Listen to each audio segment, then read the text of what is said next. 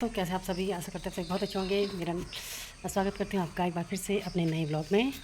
अभी है जो है 9:45 हो गया है टाइम, और मैंने जो है घास वास काट लिया। ये देखिए बहुत गंदा लगा और गोबर गाबर फेंक दिया। तो जो है घास काट के मैं ले आई हूँ। तो मैंने रख दिया यहाँ पे घास काट के, ताकि आजकल जो है बरसात के मौसम का कोई भरोसा नहीं रहता है, शाम को कहीं बारिश आ जाए। आजकल जो है घास सुबह ही काट दे रही हूँ, सुबह भी शाम भी काट रही हूँ वैसे, लेकिन कल मैंने शाम को नहीं काटा क्योंकि जो मेरी गाय है, गाय थोड़ा थोड़ा भूसा खाने लगी है। तो दिखाती हूँ आपको, थोड़ा सा ही छोड़ा उसने, छोड़ा है इसने टप में भूसा। आजकल जो है कीचड़ बहुत ज़्यादा हो रहा है, बरसात का टाइम है, तो मैंने गोबर साफ कर लिया है। यहाँ पे उसके लिए पीने के लिए पानी रखा है ताज़ा आज का। मैं आपको बताया 9:45 होने वाला है। अब मैं नहाना धोना करूँगी और नाश्ता करके तब मैं जाऊँगी अपने बेटे को छोड़ने। और आज मैंने नाश्ते में बनाई है करेले की सब्ज़ी। ये है मेरे पीछे पीछे मेरा छोटा बेटा है, फ़ोन के चक्कर में सुबह शाम पीछे पड़ा रहता है। तो दिन के लिए जो है मैंने दाल भिगा दी। मैंने थोड़ा सा मूंग और अरहर की दाल भिगाई है, भिगाई है क्योंकि इसे बच्चे खा लेते हैं, नहीं तो बड़ी दिक्कत हो जाती है। अभी मैंने करेला बनाया तो बच्चों ने करेला नहीं खाया, अब उन्होंने ऐसी तैसी जुगाड़ करके खाया। ये सब्ज़ी इतनी मेरे लिए बची है, बाकी ससुर जी लोगों ने मेरे लिए, मतलब हम तीनों ने खाए, हस्बैंड को टिफ़िन में और खाने के सुबह नाश्ते में दिया, को भी दिया, और बच्चों ने नहीं खाया, बच्चों ने जुगाड़ करके ही कुछ खाया ऐसी। और इसके बाद अब मैं करूँगी नाश्ता नहाने के बाद, तो मैं जाती हूँ नहाने।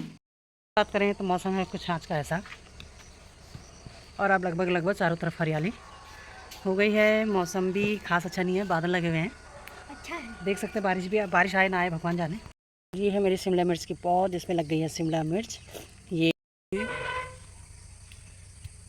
मेरा नहाना धोना और छोटी मोटी पूजा पाठ, और अब करती मैं नाश्ता। पोछा भी लग गया है, और पोछा लग गया है। दाल मैंने चूल्हे में चढ़ाई भी है, बॉयल होने के लिए उबाल के चली जाऊँगी, फिर आगे से बनाऊँगी।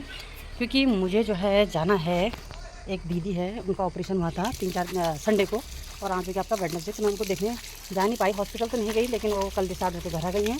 तो मैं ट्यूशन से छोड़ते वक्त उसे, अगर पॉसिबल हो पाया, सोच तो मैं ये रही हूँ कि जब मैं ट्यूशन से बेटे को छोड़ते हुए आऊँगी, छोड़ के घर आऊँगी, तो मैं जो है उनसे मिल के आऊँगी, उन्हें देख के आऊँगी। और प्लस मेरा भाई जो है गाँव गया हुआ था अपने बच्चों को लेने, क्योंकि बच्चे छुट्टी में गाँव गए थे रुपये भी लगाने। तो बच्चे भी आ गए हैं, कल रात 12 बजे पहुँचो, क्योंकि जगह जगह स्लाइड थी, और घर से भी वो लोग 9 बजे निकले थे, देर में निकले थे। तो जिस वजह से रात के करीब 11:30 पौने 12 बजे वो यहाँ पहुँचे देहरादून। और उससे भी है काफ़ी टाइम से पेट दर्द हो रहा है, पता नहीं क्यों, जब से वो 2-2.5 साल का था तो उसके पेट में भी लगातार दर्द रहता है। कई इलाज घर के जो उपाय होते हैं, कहते हैं ना चावल दिखाना वगैरह वगैरह, कई सारी चीज़ें निकलती हैं, उसका उपाय भी किया है, लेकिन फिर भी कोई फ़र्क नहीं पड़ रहा। फिर अभी मैंने 3-4 जगह बात कर दी हॉस्पिटल, मतलब फ़ोन नंबर इधर उधर से ले लो के, तो कहीं भी अभी जाने का नहीं हो रहा, क्योंकि एक जगह डॉक्टर है नहीं, एक दो जगह डॉक्टर है नहीं, एक दो जगह जहाँ मैंने से पहले बताया था वहाँ दिखा दिया, दवाई से कोई फ़र्क नहीं पड़ रहा। अब पता नहीं क्या है, ना कुछ प्रॉब्लम निकल रही, ना कुछ सोल्यूशन हो रहा उसका, कुछ समझ में नहीं आ रहा। तो थोड़ा उससे मिल के भी आऊँगी। दाल को उबाल आ गया, मैंने जो है तेल डालना भूल गई इसमें, थोड़ी सी तेल डाल दो तो ऐसे करके फिर ये गिरता नहीं है।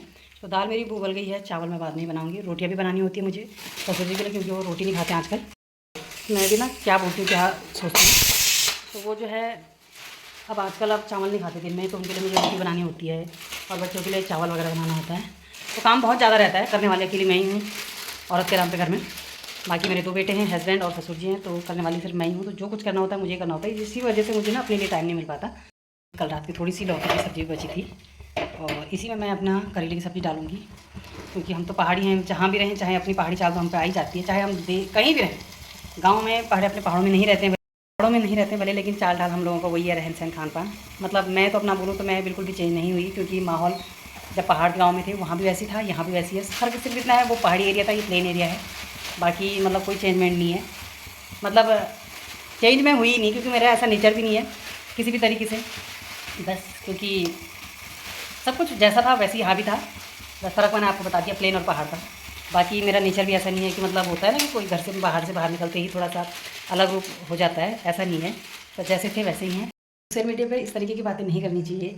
कहाँ मेरी 2011 में जॉब लग गई होती, अगर 1-2 नंबर और आगे होते मेरे यूटेट में, एलटी में, तो कहाँ मेरे आज मतलब नहीं भी होती तो 50-60 हज़ार रुपये सैलरी होती। और कहाँ ये जो है मेरे दूध के पैसे दिए अभी एक आंटी ने, किस्मत में क्या लिखा है ना दोस्तों, उसे कोई नहीं जानता। तो इस महीने भर इतना काम करने के बावजूद ये दो कि ज़्यादा से ज़्यादा 2,000 रुपये होंगे, क्योंकि वो आंटी का दूध 1.5 किलो है।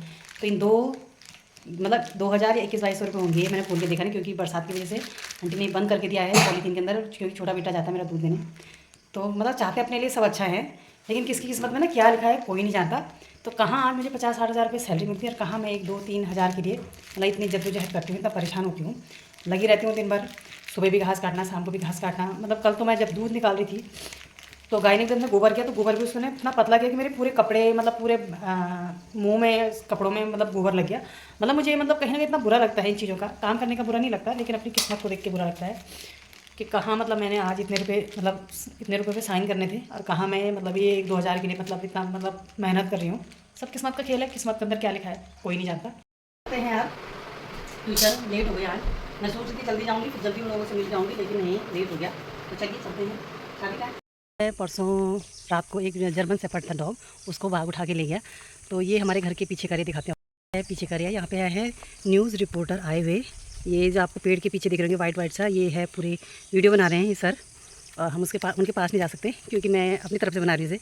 तो यहाँ पर ये जो घर है, ये वाला घर, तो इस घर से एक कुत्ते को बाघ उठा के ले गया परसों। इसी जगह में रहते हम लोगों को भी, बल्कि हम लोग भी ना फिर कल रात को डरे डरे से रहे जब दीदी ने हमें फ़ोन करके बताया। दीदी ने हमें फ़ोन करके बताई, दीदी ने कि यहाँ पे बाघ आया हुआ था करके, हमारे डॉगी को भी ले गया, तो सतर्क रहना क्योंकि तेरे भी छोटे बच्चे हैं करके। तो दीदी ने मुझे बताया, तो हम लोग सबसे डर ही गए। तो चलिए हम लोग भी चलते हैं अब ट्यूशन, क्योंकि लेट भी हो गया है। और इसके बाद में करती ब्लॉग को बंद, क्योंकि जो है ब्लॉग में फिर वही है, वापस आऊँगी, खाना बनाऊँगी, गाय वाई को घास पास बांधूँगी और फिर से चली जाऊँगी बच्चे को लेने। तो फिर वही है रोज़ की घिसी पिटी बातें। तो इसलिए चलिए दोस्तों, मिलते हैं नेक्स्ट वीडियो में। Take care and bye bye.